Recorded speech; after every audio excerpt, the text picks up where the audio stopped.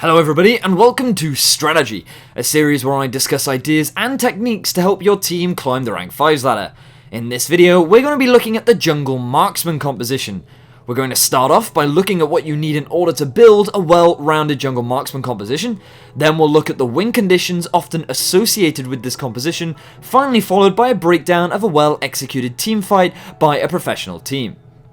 When building your jungle marksman composition, the first thing you're going to need is a marksman that can jungle.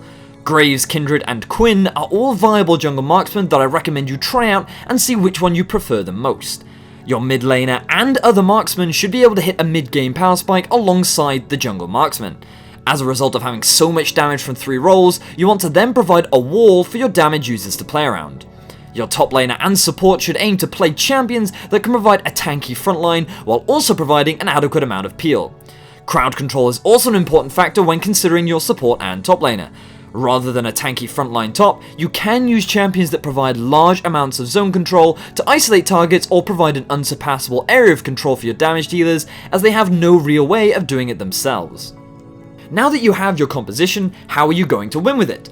Well, this composition is heavily based around the early to mid game, as this is when strengths of the champion will typically hit a huge power spike. During the early stages of play, you want to look to skirmish. What often makes a great jungler is one that has high base damages, and these jungle marksmen are no exception.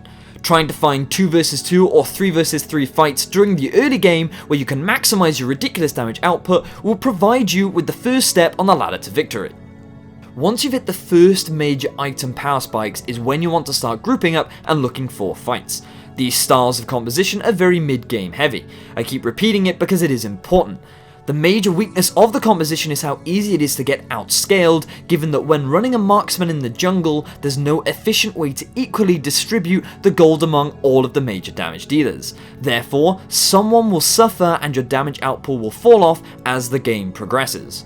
By grouping and forcing objectives such as the Rift Herald, Dragon, or Towers, you can optimize your power spikes and look to snowball to a victory.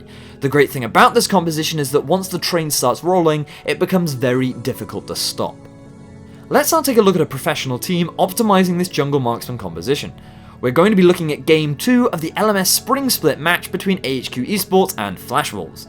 You can see how, with their composition, they have 2 reliable frontline tanks with Tahm and Alistar. These champions also provide a lot of crowd control that is further supported by the Lissandra that has gone for a mid-game defensive itemization, mainly playing around the other 2 carries on the team. The first thing to note are the major items picked up for the damage dealers of AHQ. Yomu's Ghostblade and Warrior's Enchantment for Graves, Zhonya's and Frost Queen's Claim for Lissandra, along with a Mana Mune and Iceborne Gauntlet for Ezreal. They have hit big power peaks that they want to take advantage of. Given that Nautilus has already used his ultimate prior to this teamfight, the only way that the Flash Wolves can force a fight here is for them to land one of their single target crowd control abilities. HQ realise this and position in a way that the tanks are the only targets for the Flash Wolves to engage onto. The initiation comes out onto Tahm where he soaks up both the hook and cocoon from the Flash Wolves. Alistar sees this as an opportunity to counter-engage. By doing this, he denied any reliable follow-up from the Flash Wolves. Now that the primary engage tools and crowd control abilities have been used, Graves and Lissandra see this as an opportunity to join the fight.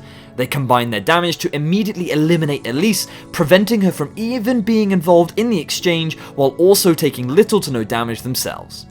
Given how poorly the fight is going, Zed feels the need to try and turn things around by jumping to his shadow that was placed earlier when trying to get some poke down. He jumps on top of Ezreal, which, in this situation, is the worst target to go for, given how he still has his Arcane Shift available, which he swiftly uses to escape to the safety of his frontline. This then leaves Zed in a duel with the Graves, and no follow-up or support can come from the Flash Walls, because the tanks of AHQ have been able to reposition back onto the frontline. Zed tries to escape, but ends up falling to Lissandra.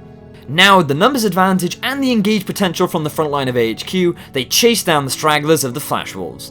This is a fantastic demonstration of a team utilising the mid-game power spike of the jungle marksman composition, as well as playing around the tanks and zone control to allow the carries to deal the damage to win them the teamfight. That concludes this episode of Strategy. If you've enjoyed, feel free to subscribe and leave suggestions for what you'd like to see next in the comments section below.